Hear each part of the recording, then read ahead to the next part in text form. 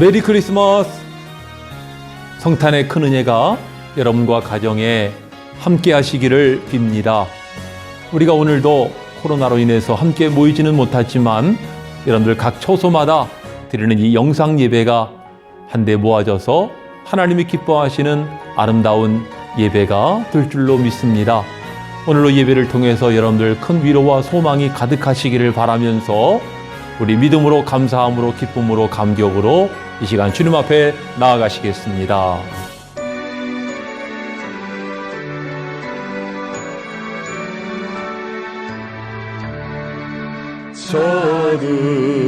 저들밖에 한밤 중에 양틈에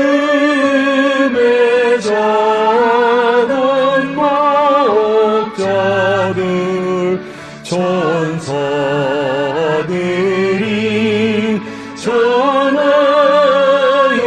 준 주나신 소식 들었네. 노엘 노엘 노엘 노엘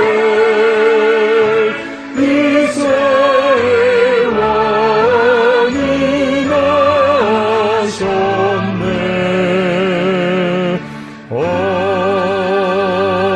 아멘. 이제 묵도하심으로 2020년 성탄 감사 예배를 시작하겠습니다.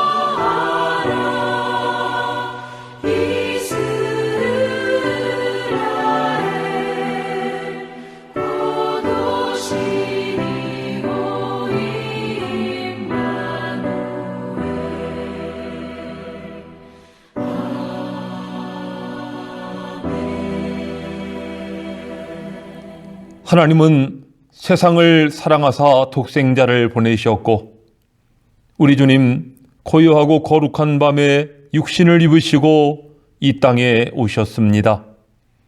이는 어두운 밤에 울려 퍼진 온 세상에 미칠 큰 기쁨의 좋은 소식이었습니다. 우리는 이 시대에 또다시 어둡고 고요한 밤을 맞습니다. 코로나로 인해 또는 답답하고 불안한 소식들로 인해 사람마다 우려할 수밖에 없는 때지만은 성탄의 소식은 우리에게 기쁨과 소망과 감격의 복음인 줄로 믿습니다. 이제 우리는 다시 오실 주님을 기다립니다. 주님 위로와 큰 은혜로 저희와 함께하여 주시옵소서. 이 시간 성탄을 감사하며 예배하는 모든 권속들 심령 속에 임재하여 주실 줄로 믿사옵고 예배의 시종을 주의 손에 온전히 의탁하오며 예수님의 이름으로 기도하옵나이다. 아멘. 사도신경으로 우리 신앙을 고백하시겠습니다. 나는 전능하신 아버지 하나님 천지의 창조주를 믿습니다. 나는 그의 유일하신 아들 우리 주 예수 그리스도를 믿습니다. 그는 성령으로 잉태되어 동정녀 마리아에게서 나시고 본디오 빌라도에게 고난을 받아 십자가에 못 박혀 죽으시고 장사한 지 사흘 만에 죽은 자 가운데서 다시 살아나셨으며 하늘에 오르시어 전능하신 아버지 하나님 우편에 앉아 계시다가 거기로부터 살아있는 자와 죽은 자를 심판하러 오십니다. 나는 성령을 믿으며 거룩한 공교회와 성도의 교제와 죄를 용서받는 것과 몸의 부활과 영생을 믿습니다. 아멘. 찬송 126장 함께 부르시겠습니다.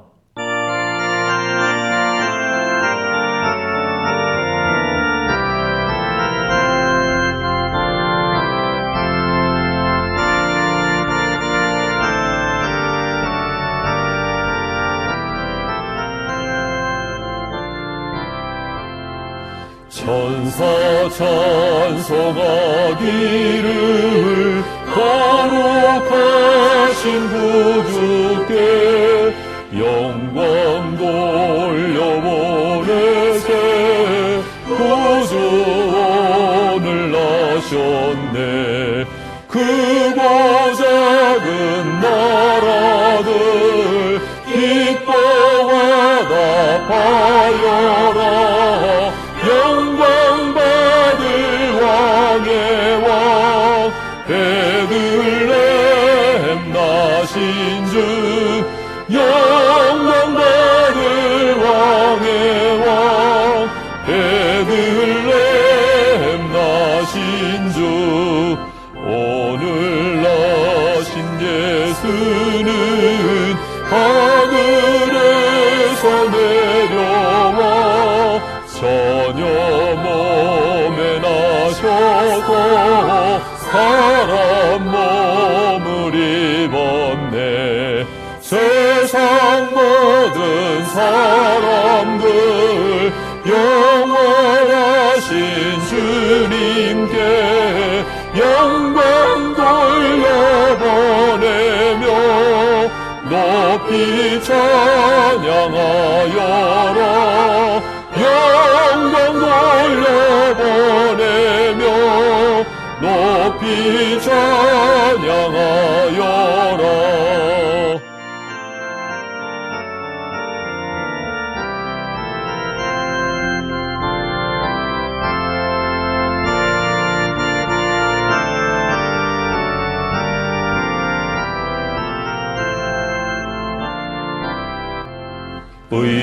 의로우신 예수는 평화의 왕이시고 세상 빛이 되시며 우리 생명 되시네.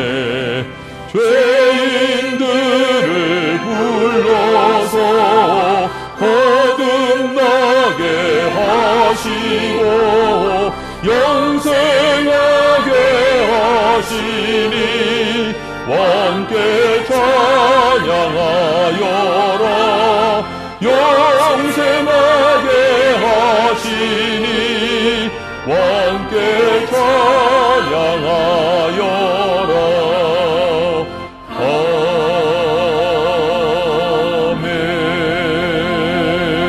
아멘.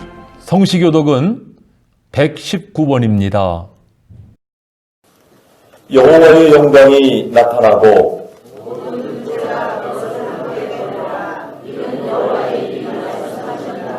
베들레헴 에브라다야 너는 유다 족속 중에 작을지라도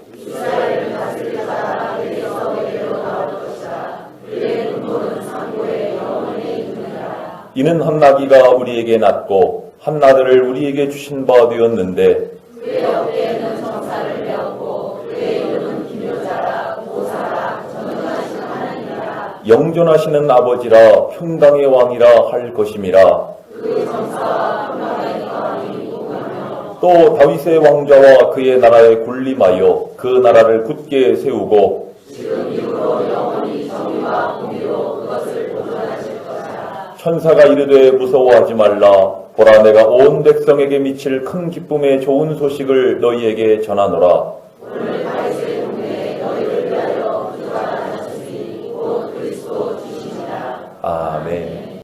이 시간에는 엄일종 장로님 기도 인도 하시겠습니다.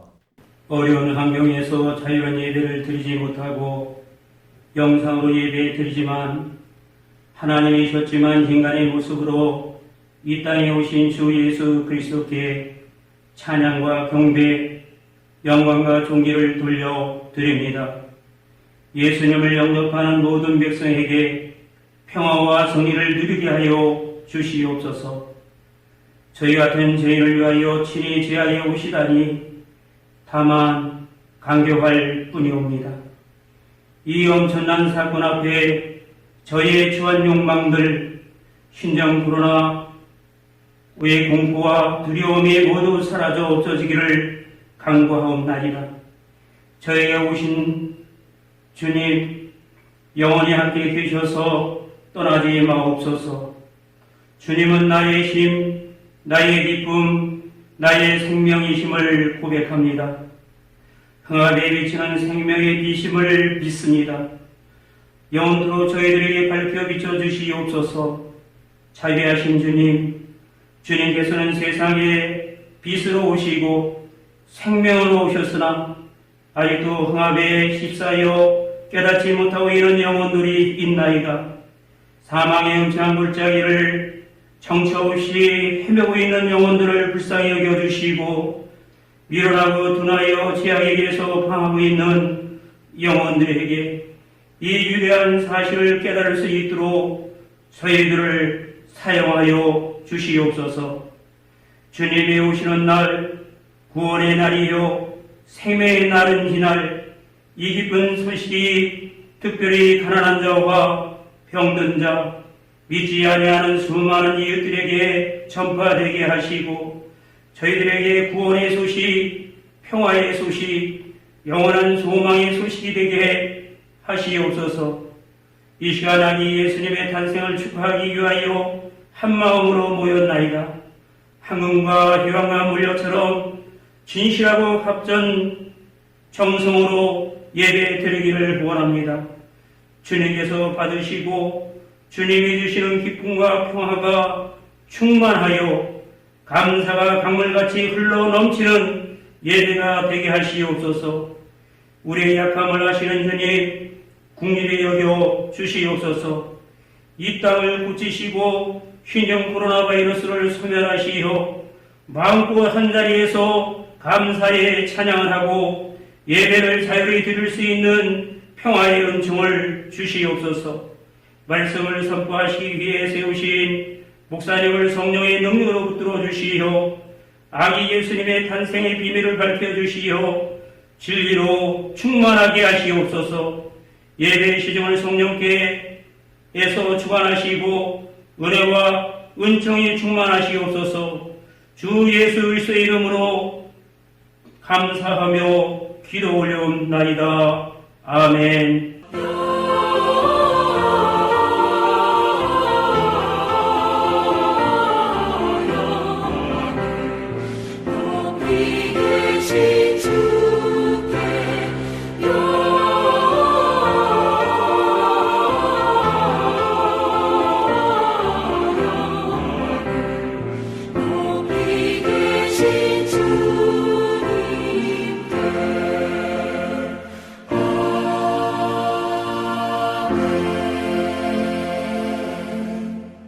오늘 우리에게 주시는 하나님의 말씀 누가복음 2장 1절로 14절 말씀입니다. 그때에 가이사 아구스토가 영을 내려 천하로 다 호적하라 하였으니 이 호적은 구레뇨가 수리아 총독이 되었을 때에 처음 한 것이라. 모든 사람이 호적하러 각각 고향으로 돌아가매 요셉도 다윗의 집 족속이므로 갈릴리 나사렛 동네에서 유대를 향하여 베들레헴이라 하는 다윗의 동네로 그 약혼한 마리아와 함께 호적하러 올라가니 마리아가 이미 잉태하였더라. 거기 있을 그때에 해산할 날이 차서 첫 아들을 낳아 강보로 싸여 구유에 누였으니 이는 여관에 있을 곳이 없음이라. 그 지역의 목자들이 밤에 밖에서 자기 양떼를 지키더니 주의 사자가 곁에 서고 주의 영광이 그들을 두루 비추매 크게 무서워하는지라. 천사가 이르되 무서워하지 말라. 보라 내가 온 백성에게 미칠 큰 기쁨의 좋은 소식을 너희에게 전하노라. 오늘 다윗의 동네에 너희를 위하여 구주가 나셨으니 곧 그리스도 주시니라. 너희가 가서 강보에 쌓여 구유에 누여 있는 아기를 보리니 이것이 너희에게 표적이니라 하더니 호련히 수많은 천군이 그 천사들과 함께 하나님을 찬송하여 이르되 지극히 높은 곳에서는 하나님께 영광이요 땅에서는 하나님이 기뻐하신 사람들 중에 평화로다 하니라. 아멘. 올해 성탄은 금세기 가운데 가장 조용하고 분위기 없는 절기가 되는 것 같습니다. 해마다 크리스마스 때가 되면 멋진 성탄 트리가 세워지고 색색의 조명이 불을 밝히고 경쾌한 캐롤이 울려 퍼지고 거리에는 구세군의 자선남비 종소리가 울렸어요. 또 아이들이 좋아하고 기대하는 산타클로스와 선물이 곳곳마다 보여졌고 교회에서는 성탄 전야 축제와 찬양대에서 준비한 성탄 감사 찬양이 울려 퍼졌습니다. 금년에는 코로나 확산으로 인해서 우리가 모이지 못하고 이렇게 영상으로 성탄 예배를 드리고 있습니다. 역대급 조용한 크리스마스, 말 그대로 가족과 함께 해야 하는 성탄절을 보내고 있는 것입니다. 생각해보면 예수님께서 세상에 오신 첫 번째 크리스마스도 조용했고 세상은 몰랐고 어둠만이 짙게 깔려 있었지요. 그런 점에서 모처럼 크리스마스의 진정한 의미를 되새기는 기회를 우리가 갖습니다. 오늘 본문은 누가복음이 전하는 예수님의 성탄입니다. 무엇인가 분위기가 떠들썩해요. 로마 황제의 칙령 가운데 모든 민족은 호적을 하기 위해 고향을 찾았습니다. 그야말로 민족의 대이동입니다. 예수님을 임신하여 만삭이 된 마리아도 약혼자인 요셉을 따라 베들레헴으로 이동하게 되었습니다. 오늘 본문 4절을 보시면 요셉과 마리아의 거주지는 갈릴리 나사렛이었습니다. 그리고 목적지는 요셉이 다윗 족속이었기 때문에 다윗의 고향인 베들레헴으로 가야 했다는 것이죠. 지도를 놓고 보면 갈릴리 나사렛은 이스라엘의 북단에 위치해 있고 베들레헴은 남단에 위치해 있어요. 그러니 거의 국토 종단급입니다. 거리를 봐도 직선 거리는 120km, 요단강을 끼고 걸어가면 150km에 육박하는 만만치 않은 거리입니다. 임신한 마리아, 만삭이 되어가는 몸이었기 때문에 그 여행길이 아무리 일찍 출발을 했다 해도 오래 걸릴 수밖에 없어요. 뭐 예고에 없던 일이고 또 지금처럼 인터넷 예약제가 있던 시대가 아니었기 때문에 그들이 베들레헴에 도착할 무렵에는 이미 초만원을 이루고 있었습니다. 그들이 베들레헴에 당도했을 때 마리아에게 진통이 오기 시작했습니다. 그래서는 어쩔 수 없이 마구간을 빌려 거기서 예수님을 출산하게 되었고 그때 아기 예수님으로 세상에 오신 예수님은 말구유에 뉘어지게 됩니다. 이것이 누가복음이 전하는 성탄의 기록이에요. 여러분들, 이 일은 한 여성으로서 마리아에게는 두고두고 잊을 수 없는 사건입니다. 만삭이 되어가는 임산부의 몸으로 집 놔두고 머나먼 길을 걷고 걸어서 그 무거운 몸을 이끌고 걸어서 그곳에 당도를 했는데 그나마도 방이 없어서 마구간에서 그 중요한 출산을 하고 또 세상에 태어난 아기를 말들이 먹이를 먹는 말구유통에 뉘었다라고 하는 것은 결코 평범한 인생 경험이 아니기 때문입니다. 참 이 본문을 대할 때마다 왜 예수님은 이렇게 어려운 시기에 왜 이렇게 악조건 속에서 세상에 오셔야 됐는가 하는 생각을 하게 됩니다. 사람의 마음을 움직이시는 주님이 좀 호적 조사를 늦추시든지 아니면 호적 조사가 다 끝난 다음에 오시던가 하실 일이지 왜 사서 고생을 하는 것처럼 이런 때 이렇게 힘들게 세상에 오셔야 했는가 하는 것이에요. 하지만 여기에 깊으신 주님의 뜻이 있는 것을 발견하게 됩니다. 예수님은 처음부터 세상에 낮고 비천한 자리로 오기로 계획하신 것입니다. 이것을 나타내고 있는 빌립보서 2장 말씀을 보시면은 너희 안에 이 마음을 품으라 곧 그리스도 예수의 마음이니 그는 근본 하나님의 본체시나 하나님과 동등됨을 취할 것으로 여기지 않으시고 오히려 자기를 비어 종의 형체를 가지사 사람들과 같이 되셨고 사람의 모양으로 나타나셨으며 자기를 낮추셨다고 말씀하고 있어요. 그러니 예수님이 인간이 되신 성육신뿐만 아니라 자청하셔서 예수님은 가장 비천한 자리로 오실 만큼 자신을 낮추신 것입니다. 이것이 성탄절이 우리에게 주는 첫 번째 의미요 교훈입니다. 여러분들, 우리가 여기에서 이 장소의 의미를 좀 깊이 생각해 볼 필요가 있어요. 사람마다 높은 자리에 앉고 싶어 하고 대접받는 자리에 있고 싶어 합니다. 누가복음 14장을 보시면 예수께서 한 바리새인의 집에 떡을 잡수시러 들어가셨다는 말씀이 나옵니다. 아마도 이 바리새인은 예수님뿐만 아니라 많은 사람들, 지인들을 초청한 것으로 보여져요. 예수님이 그곳에 도착하고 보니까 이미 먼저 온 사람들이 다 높은 자리에 앉아 있는 거예요.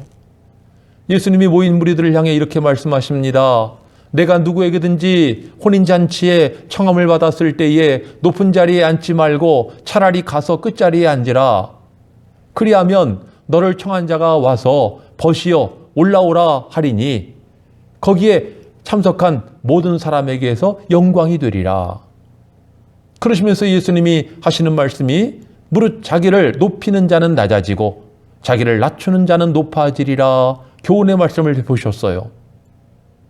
야고보서 4장 10절에서도 주 앞에서 낮추라 그리하면 너희를 높이시리라 말씀하십니다. 예수님 자신이 먼저 낮아지셨고 비천해지신 것이죠. 하지만 예수님은 영광 중에 승천하셨고 또한 영광 중에 다시 재림하실 것입니다. 그러므로서 주님을 따르는 모든 사람의 본이 되셨어요.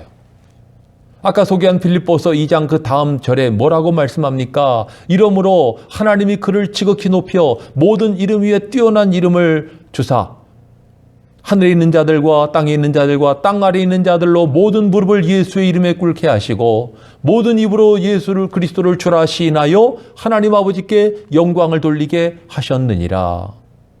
여러분들, 주 앞에서 낮추시기 바랍니다.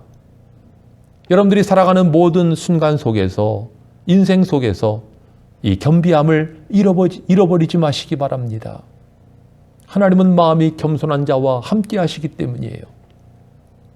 한 걸음 더 나아가서 오늘 본문의 이 장소에 대한 말씀은요, 오늘 우리 자신이 낮아질 뿐만 아니라 예수님이 그러신 것처럼 우리는 세상에 비천하고 연약한 자들, 그들을 한 번 더 생각해보고 돌아보는 기회로 삼아야 할 것입니다. 예수님이 세상에 다시 올 때에도 내가 과연 세상에 연약한 사람들, 비천한 사람들을 얼마나 돌아보았느냐, 이것을 물으실 거예요. 이것을 잘 나타내고 있는 것이 마태복음 25장 비유의 말씀입니다. 예수님은 말씀하십니다.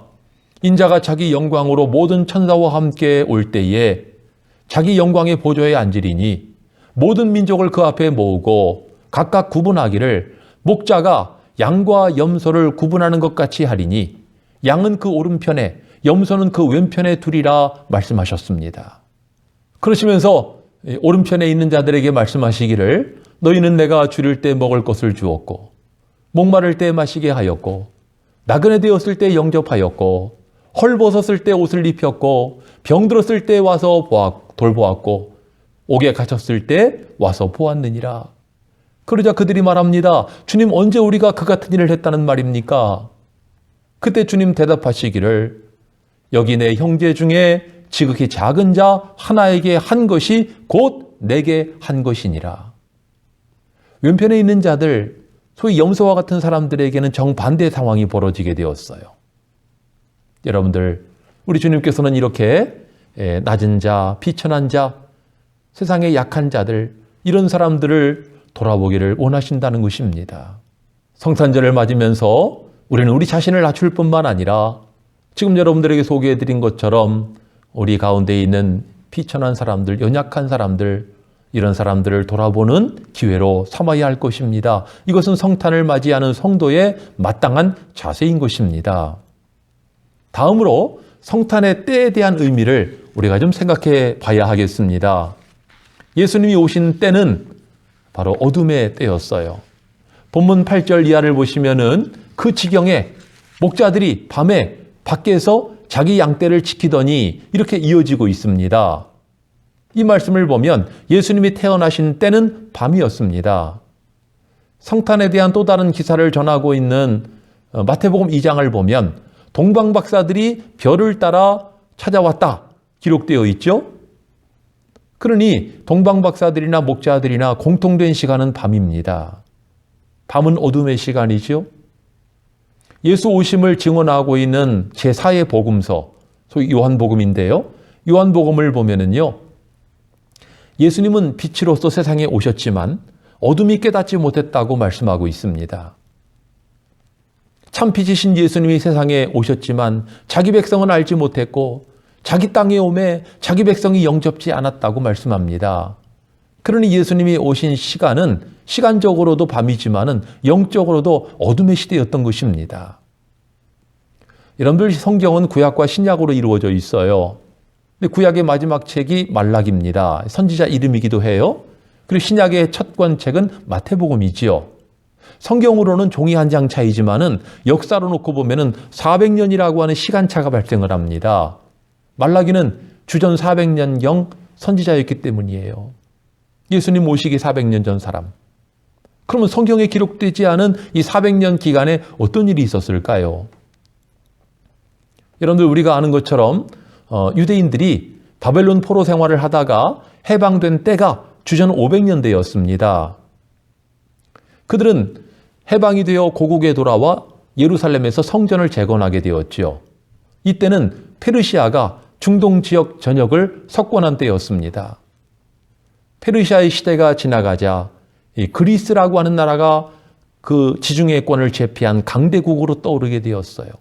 우리가 잘 아는 그 유명한 알렉산더 대왕, 군대를 이끌고 유럽 전역을 제패했지요. 하지만 이 알렉산더가 젊은 나이에 요절을 하자 그의 부하장수 4사람에 의해서 그의 제국은 동서남북 4수로 쪼개어지게 됩니다. 그 가운데 다니엘서가 예언을 하고 있고, 또 이스라엘과 직접적으로 관련된 나라는 북방 왕국인 수리아와 남방 왕국인 이집트였습니다. 애굽. 이스라엘은 이 사이에 끼어 있었고 지리적으로는 애굽의 영향권 안에 있었어요. 근데 이 북방 왕국인 수리아와 남방 왕국인 애굽이 전쟁을 치르는 통에 그 사이에 낀 이 이스라엘은 마치 속담처럼 고래 싸움에 새우등 터지는 격이 되고 말았습니다. 애굽을 정벌하기 위해서 북방 왕의 이 수리아 왕 안티오코스 4세가 군대를 이끌고 출격을 하게 됩니다. 진격을 했어요. 근데 이 애굽 정벌에 실패하게 되지요. 분노한 수리아 왕은 돌아가는 길에 예루살렘에 들러 철저하게 예루살렘을 유린했습니다. 성전을 더럽혔어요. 제우스 신상을, 우상을 세우고 경배하게 만들고, 성전에다가 가증한 돼지 피를 뿌리고 제사장들의 수염을 잘라버리고 온갖 만행을 저지른 것입니다. 그는 구약의 마지막 때에 나타난 적그리스도였습니다. 참 이 고통 가운데 유대인들이 처하게 되었는데, 이제 유대인들 가운데에는 혁명 거사를 준비하게 되었어요. 마침내 예루살렘을 탈환하고 그리고 성전을 정화하게 되었습니다. 이 혁명을 이끈 주도자가 바로 이 마카비라고 하는 사람이에요. 그래서 이것을 역사적으로는 마카비 혁명이다, 이렇게 말을 합니다. 근데 문제는 이 마카비가 결국 이 큰 공로자로 득세를 하게 되었고요. 실세가 되죠. 그러면서 이스라엘의 정치와 종교의 절대적인 존재가 됩니다. 마카비의 후손들이 대대로 이 권력을 이어가게 되었는데요. 이 마카비 후손들 가운데도 서로 권력을 잡겠다고 암투가 벌어지게 됐어요. 자기 힘으로 안 되니까 외세를 끌어들입니다. 한쪽 세력이 이 다메섹 세력을 끌어들이니까 다른 한쪽에서는 로마 제국을 끌어들였어요. 그러므로 말미암아 로마 제국이 이스라엘에 진출하면서 예루살렘을 접수하고 이스라엘을 로마 제국의 속주로 삼습니다. 그리고 유태인들을 바로 로마의 통치권 아래 두게 된 것입니다. 식민 통치를 받게 된 것이죠. 참 이 역사를 보면은요, 어쩌면 그렇게 우리나라 구한말하고 똑같은지 몰라요. 우리나라 구한말에도 흥선대원군과 민비를 중심한 민씨 가문들이 서로 이제 권력 다툼을 벌이지 않았습니까? 그러면서 민비 세력이 러시아와 청나라를 끌어들여요. 그러자 흥선대원군은 또 일본을 끌어들입니다. 어떻게 됐어요? 일본이 득세하면서 결국 우리나라에 진출하고 우리나라를 접수하고 우리나라를 식민지 국가로 만들어버린 것입니다. 우리가 그 아래서 얼마나 고통을 받았습니까? 한편 이 로마의 압제를 받게 된 이스라엘, 그 가운데도 이제 로마 황제의 환심을 사서 이제 분봉왕의 자리를 차지한 헤롯과 같은 인물이 있는가 하면은 로마의 수탈을 견디지 못해서 신음하고 있는 백성들이 있었어요. 민초들. 이 암울한 때에 예수님은 세상에 오신 것입니다. 그러니까 예수님이 오신 시간은 시간적으로도 밤이었지만은 역사적으로도 암울한 어둠의 시대였던 것입니다. 오늘 본문의 내용만 봐도 그래요. 베들레헴에 오신 예수 그리스도, 아기 예수님, 그분이 이스라엘의 메시아요, 온 인류의 구원자임을 알았다면은 거기에 있는 많은 사람들이 앞다투어 자기 방을 내어드리려고 했을 거예요. 하지만 그들은 깨닫지 못했습니다. 자기들이 가진 기득권에만 사로잡혀 있었어요. 이 모습은 예수님의 전 생애를 미리 보여주는 단면적인 모습이기도 합니다. 여러분들 성경에 나타난 모습을 보면은요, 베들레헴은 떠들썩했지만은 마국간은 조용합니다. 저들은 아주 흥에 겨워 서로 떠들고 서로 축제를 벌이는 듯이 했겠죠. 하지만은 예수님이 계신 마국간은 춥고 외로웠어요. 고독했습니다. 바로 이곳이 예수님이 오신 장소였고요. 첫 번 크리스마스의 진실입니다. 우리는 금년에 이렇게 코로나로 인해서 함께 모이지도 못하고 영상으로 예배를 드리면서 가족과 함께 성탄절을 보내고 있습니다. 돌이켜보면 우리가 해마다 크리스마스 때 떠들썩했고 연말 영시 분위기를 내고 하지 않았습니까? 이런 우리 자신을 돌아보게 되면서 성탄절을 우리가 좀 가족과 보내는 가운데 성탄절의 진정한 의미, 오리지널 성탄절을 우리가 경험하고 있는 것이 아닌가 이렇게 생각을 할 수가 있는 것입니다. 예수님은 어둠의 때에 세상에 오셨습니다. 어둠에 속해 있는 사람들은 예수님을 알지를 못했어요. 깨닫지 못했어요. 세상은 몰랐지만은 그렇지만 예수님은 세상에 계시는 동안에 세상의 빛이셨습니다. 요한복음을 보면 예수님께서 실로암에서 맹인을 고쳐주시는 사건이 나오는데요. 거기 보면 예수님이 이런 말씀을 하십니다. 때가 아직 낮음에 나를 보내신 이의 일을 우리가 하여야 하리라. 밤이 오리니 그때는 아무도 일할 수 없느니라. 그러시면서 하시는 말씀이 내가 세상에 있는 동안에는 세상의 빛이로다. 예수님이 계시는 동안에는 빛이라고 하는 것이죠. 근데 이제 시간이 흘러서 이제 예수님의 마지막 밤 겟세마네 동산에 예수님을 잡기 위해서 무리들이 왔어요. 그때 예수님이 그 무리들에게 이렇게 말씀하십니다. 내가 날마다 너희와 함께 성전에 있었을 때 내게 손을 대지 아니하였느니라. 그러나 이제는 너희의 때요 어둠의 권세로다. 그러니까 여러분들 예수님은 어둠의 때 세상에 오셨죠. 빛으로 오셨고 결국 빛이신 예수님이 비치셨을 때 세상은 깨닫지 못했고 또 세상은 이 어둠의 세력들은 거기에 잠시 눌려 있었어요.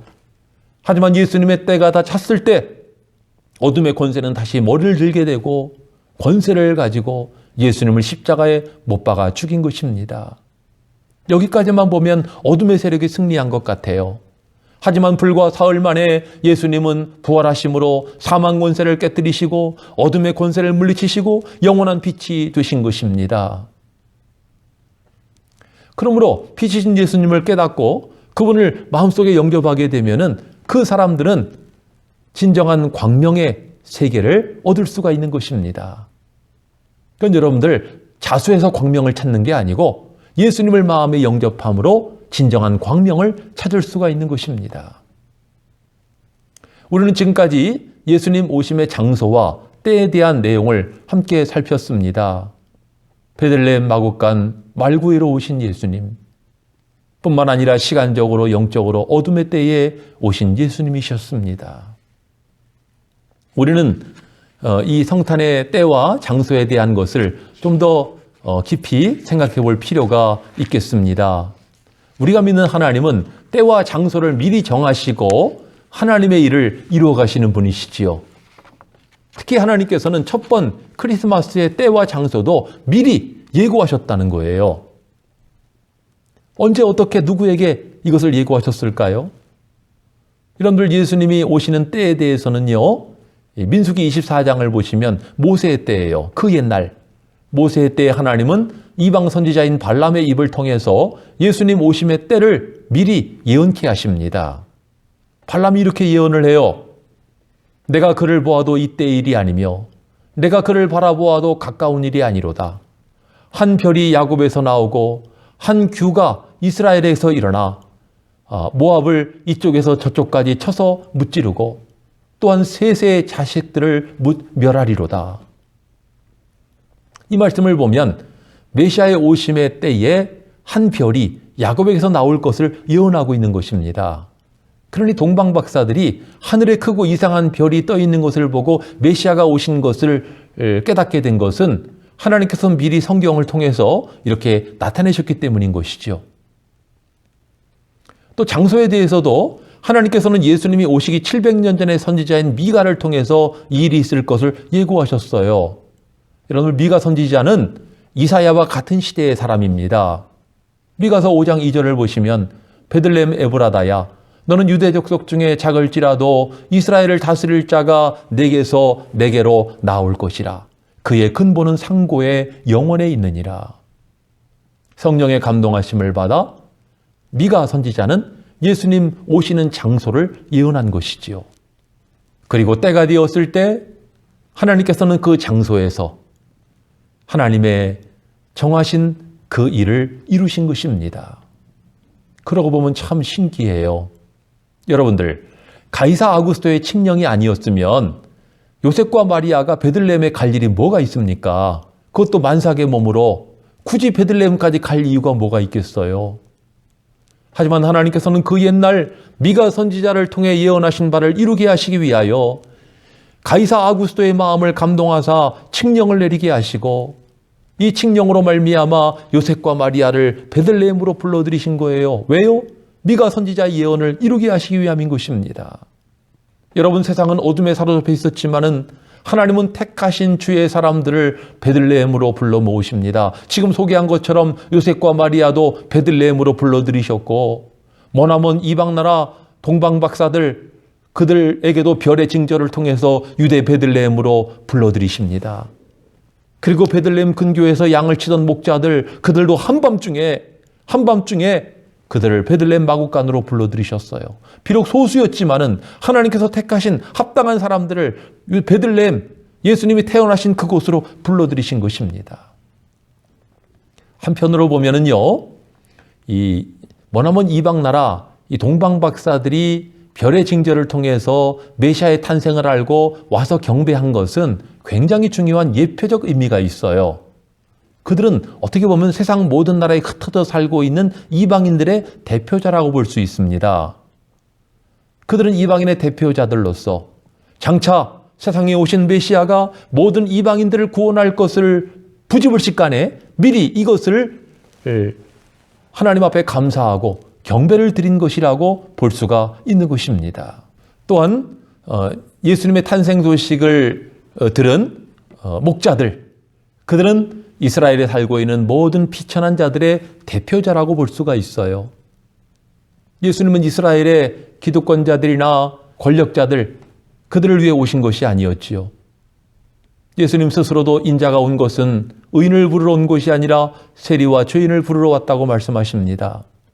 비천한 자들, 주님의 오심에 합당한 그러한 사람들을 위하여 세상에 오셨는데 바로 이 사건의 예표적인 존재가 목자들인 것입니다. 그러니 목자들은 이스라엘의 모든 비천한 자들을 대표한다고 볼 수가 있고 그들이 자기들을 구원할 예수님을 미리 주님 앞에 경배하고 찬양한 것으로 볼 수가 있는 것입니다. 참 그러고 보면은요, 동방박사 이야기나 목자들의 이야기는 이와 같이 예수님 탄생에 대한, 탄생의 의미에 대한 예표적인 성격을 갖고 있는 것입니다. 나아가서 예수님이 다시 오시는 장소와 그 때에 대해서도 성경은 명확하게 예고하고 있습니다. 예수님이 다시 오시는 곳은 어디입니까? 예수님의 첫 번 크리스마스는 유대 베들레헴으로 오셨지만은 다시 오시는 곳은 감람산이라고 하는 것을 스가랴서 마지막 장이 예언하고 있는 것입니다. 또 예수님 다시 오시는 때의 징조에 대하여는 예수님 자신이 이것을 밝히셨어요. 예수님은 제자들에게, 사랑하는 성도들에게 주님이 세상에 오실 때에 세상에 어떠한 징조들이 있을 것인가 하는 것을 여러 가지로 구체적으로 말씀하시는 가운데 너희가 이런 일이 나는 것을 보거든, 이 모든 것을 보거든 인자가 가까이 곧 문 앞에 이른 줄 알라고 말씀하십니다.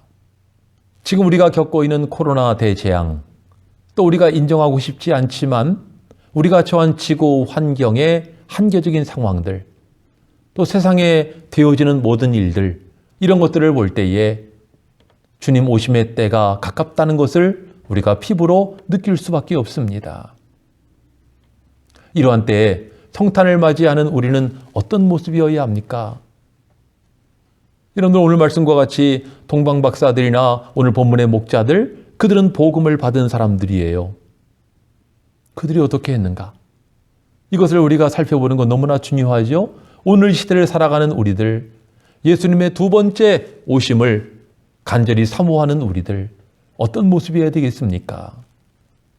오늘 말씀과 같이 또 동방박사들이나 목자들의 모습과 같이 깨어서 주님 오심의 때를 예비해야 할 것이고 성탄에 합당한 삶을 살아야 할 것입니다. 여러분들에게 전해드린 말씀과 같이 우리 자신을 낮출 뿐만 아니라, 겸비할 뿐만 아니라 세상에 비천한 자들, 연약한 자들을 돌아보는 그런 자세를 가져야 할 것입니다. 주님 앞에 내 모습은 어떠한가를 돌아볼 필요가 있습니다. 하나님이 찾으시는 사람, 하나님 앞에 칭찬받는 사람, 하나님의 영광에 참여하는 여러분들 되시기를 바랍니다. 마라나타, 주여 어서 오시옵소서. 성탄의 기쁨과 소망이 여러 성도님들 가정에 가득하시기를 주의 이름으로 축원합니다. 우리 함께 기도하시겠습니다. 어둠의 때에 낮고 비천한 자리로 찾아오신 주님, 저희의 눈을 열어 빛 되신 주님을 발견하게 하옵시고 저희 자신도 겸비한 예수의 마음을 품을 뿐 아니라 낮고 비천한 가운데 처한 이들을 돌아보기 원합니다. 특별히 지금은 온 세상이 고통받는 고난의 시대입니다. 치유자로 오신 주님의 십자가의 손길이 저희를 씻어주시고 회복시켜 주시며 저희 눈물을 닦아 주시옵소서. 사람마다 아픔과 눈물과 상처가 있사온즉 저희를 새롭게 하여 주옵소서.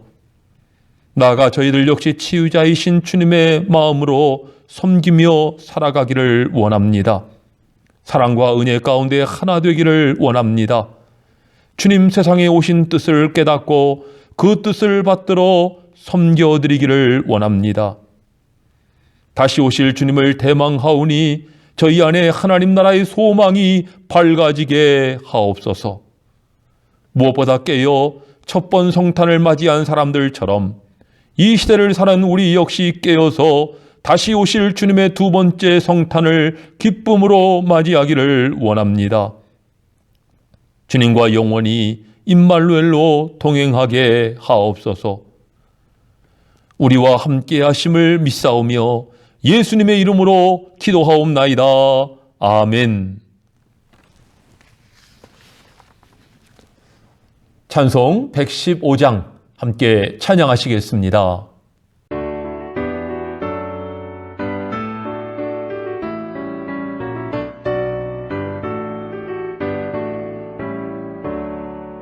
기쁘다 구주 오셨네. 만백성 맞으러 온 교회여 다 일어나 다 찬양하여라. 다 찬양하여라. 다 찬양하여라. 구세주 탄생했으니 다 찬양하여라. 이 세상에 만물들아 다 화답하여라. 다 화답하여라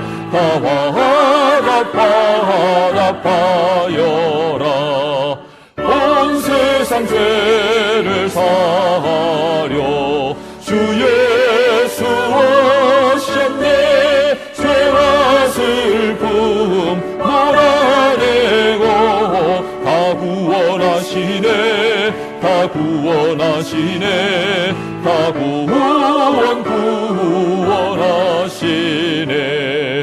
은혜와 진리 되신 주 다 주관하시니 만국 백성 구주 앞에 다 경배하여라 다 경배하여라 다 경배하여라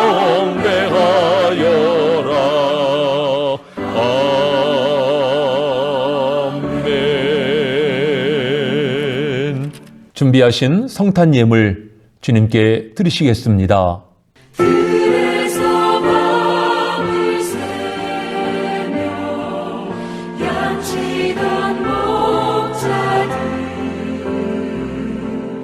하늘의 빛난 영광 보고서 놀랐네 천사의 기쁜 소식 목자들 듣고서 찾아와 경배하며 영광을 돌렸네. 만왕의 왕이요 온 인류의 메시아로 오신 주님을 알아보고 귀한 예물을 준비하여 드렸던 동방박사들 같이 이 시간 주님의 은혜 가운데 살아온 저희들 성탄 감사 예물 주의 존전에 드립니다. 이 예물이 향기로운 예물 되게 하시고 예물 드린 심령마다 우리 주님의 놀라운 은혜와 평강으로 충만케 하여 주옵소서. 많은 사람들이 근심 가운데 있지만 성도된 저희 심령 가운데 기쁨이 있게 하시고 참된 소망이 가득하게 하옵소서. 저희의 건강과 가정을 굳게 지켜 주옵소서. 저희의 생업을 보호하여 주시고 주께서 동방박사들을 보호하신 것처럼 저희를 모든 시험과 악에서 구원하여 주옵소서. 이 시간도 육신의 질병과 투병하면서 병상에서 고통받는 주의 자녀들을 기억하시고 저희 부르짖음을 들어주셔서 몸과 마음과 영혼이 깨끗하게 치유되기를 원합니다. 주께 모든 영광 돌려드리오며 예수님의 이름으로 축복하며 기도하옵나이다. 아멘. 오늘은 기쁘고 감격스러운 성탄절입니다. 성탄의 은혜가 여러분과 가정에 가득하시기를 원합니다. 우리 좀 새삼스럽지만 우리 함께 예배드리는 가족들과 성탄 인사를 함께 나누시면 좋겠습니다. 메리 크리스마스. 서로 인사 나누시겠습니다.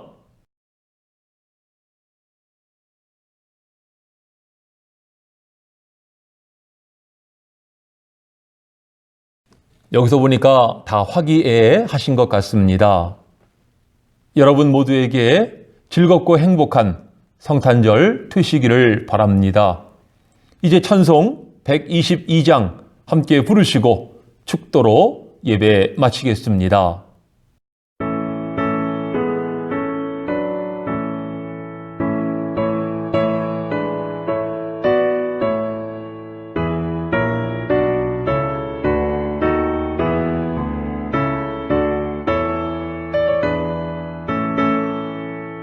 참 반가운 성도여 이리 와서 베들레헴 성 아래 가봅시다.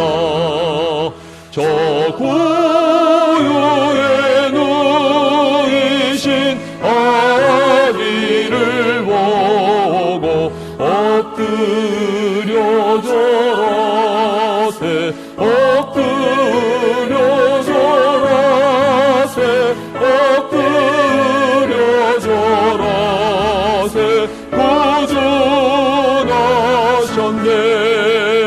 저 천사여 찬송을 높이 불러서 이 광활한 천지에 울리어라. 주 하나님 앞에는 영광을 돌려 엎드려 절하세. 엎드려 절하세. 엎드려 절하세. 구주나셨네. 이 세상에 주께서 탄생할 때에 참신과 참사람이 되시려고 저 당정 영험에서 나시었으니 엎드려 절하세. 엎드려 절하세. 엎드려 절하세. 구주나셨네. 여호와의 말씀이 육신을 입어 날 구워 날 구주가 되셨도다. 늘 감사 찬송을 주 앞에 드려 엎드려 절하세. 엎드려 절하세. 엎드려 절하세. 구주나셨네.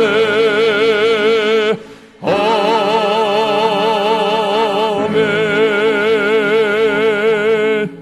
지금은 우리 주 예수 그리스도의 크신 은혜와 아버지 하나님의 크신 사랑과 성령의 감화 감동 교통 충만하심이 2020년 성탄절을 맞이한 모든 주의 권속들 가운데 지금부터 영원토록 함께 하오시기를 간절히 축원하옵나이다. 아멘.